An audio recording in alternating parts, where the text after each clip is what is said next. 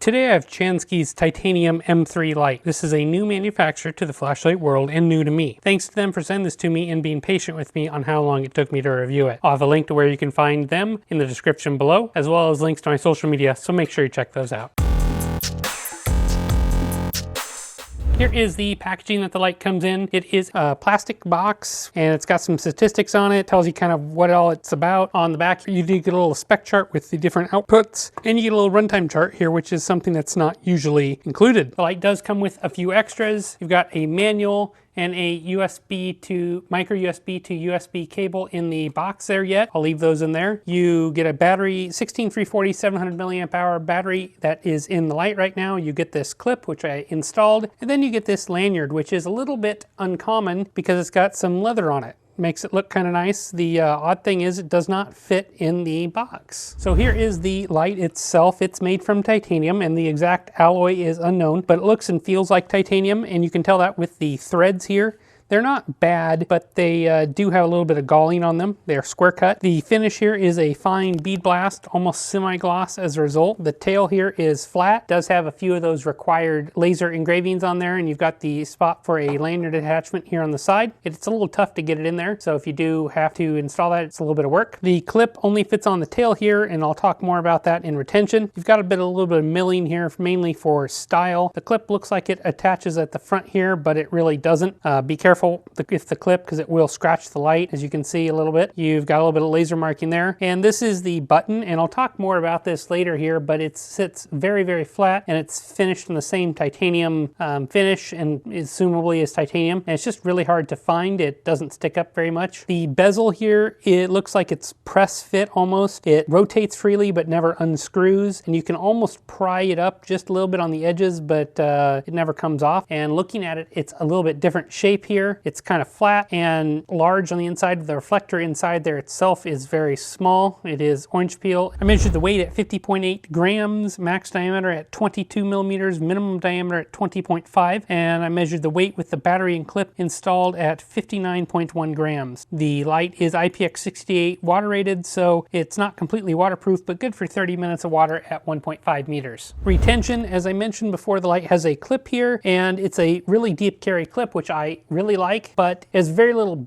room at the bend here for material, and it is a single direction clip, so this isn't a good option to clip onto the bill of a hat if you want to do that. The second retention option is the lanyard here that I talked about at the beginning. It's got your leather pieces here to make it look a little nicer, and a leather slider there to tie it around your wrist. It attaches here on the side of the light, and it's just a little bit tough to do. You'll probably need a needle or something to snag it and pull it through. Here I've got the light next to a couple similar sized light. Here's the Lumens EDC C2 that I reviewed a while back. It uses a smaller battery, but a much warmer, nicer, in my opinion, LED. Then you've got the Olight S Mini in copper. It uses the same size battery and is just slightly longer, but about the same diameter. The M3 uses the Cree XP G3 LED in the S4 bin. It's a very cool white and has a fairly harsh tint to my eyes. I guess it's about 6,500 to 7,000 Kelvin. It does have that orange peel reflector that you can see with an anti-reflect coated lens, but it's really small and fairly narrow at 9 millimeters in diameter. That said, the beam is mostly a flood here. It's got a semi-large hotspot. As you can see, the beam here has a mostly flood, but it's got kind of a little bit of a hotspot on there. Personally, I prefer TIR style optic in lights like this. I just think they're a better fit for EDC, but this isn't too bad here. As far as output goes, they claim 700 lumens, but comparing it to other lights, I have my doubts on this. It's confirmed by a few other reviewers that output's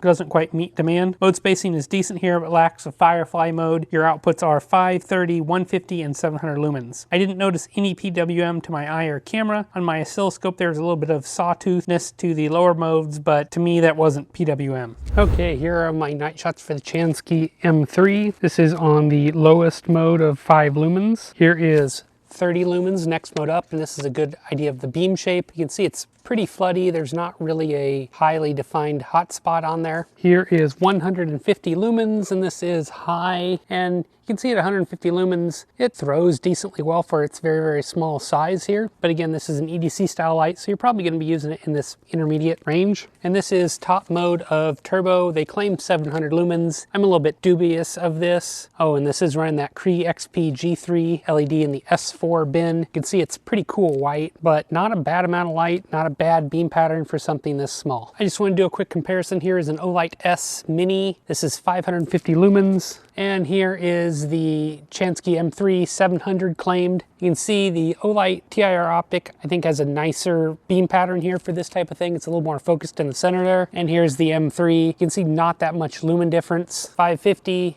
700. You can see the Olight just stepped down there and the M3 is still going. But you can see the Olight is a warmer tint than the very cool white of the M3. I did all my runtimes with the included 700 milliamp hour 16340 battery. When I tested the battery in my VapeCell S4 Plus charger that I reviewed last year, it came right in at 704 milliamp hours, which is great. Light also runs off a CR123A if you want, but expect less runtime. The overall effective runtime on this light was 1 hour and 5 minutes. Low voltage protection kicked in at 2 hours and 15 minutes at 3.13 volts. It ran that last hour at less than 1% relative output, so that's why I'm considering the effective output only an hour. Turbo on this light steps down very quickly, lasted less than 30 seconds, and I was able to maintain this after step down for that hour mark. And the highest temp I saw was 54C at that 1 hour mark. UI here is super easy. The only thing that's a little bit different is you've got to long press to turn on. As you can see, the light is on. Once it's on,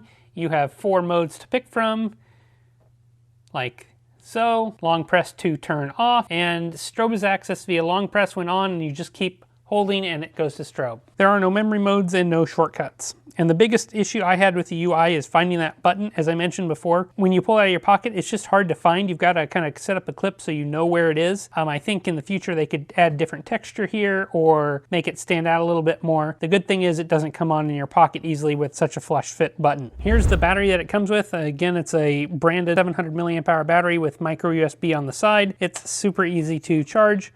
All you do is you stick in your micro USB cable that's included, and you get a red LED here at the top when charging, and it goes green when charged. The battery charge time here is pretty long at 2 hours and 9 minutes, and that's on the slow side at 0.34 amps, and this is certainly on the safe and conservative side for a battery this size. The battery itself is easy to tell when charging and charged. The pros of this light are its titanium body with a nice fit and finish, very small, and it's got a nice short compact size, and it uses a standard battery, nothing proprietary here. The cons are it's very cool white and very floody beam. The button is hard to find and has no tactical feel. It's impossible to use with gloves, and I think it's a bit expensive. My conclusion is that the Cyansky M3 is a good first attempt by a new company at EDC style flashlight. While it's expensive because of titanium construction, that's what also caught my eye about it and why I wanted to take a look. The front lens assembly is a little bit different constructed from what's commonly seen on most flashlights, and the result's a very floody beam. Personally, I prefer that TIR optic in this style light. You have to be careful of the clip as well. It will scratch and mar the light when you're removing the head to charge the battery, and if it moves around the body here. In the future, I hope to see that they improve the button location and maybe a texture or something to make it easier to find. I hope that they put in a different LED here, something that is more neutral and maybe even a higher CRI. That will definitely catch the enthusiast's eye. Because of that well thought out UI, activation in the pocket isn't an issue here, and it carries pretty deep and could be even deeper if they modified the clip a little bit. So let me know in the comments below what you think of this Cyansky M3 and if you'd be interested in picking one up. As always, I'll have a link in the description on where you can pick that up if you are interested. And I thank you for watching this review. I will catch you on the next one soon.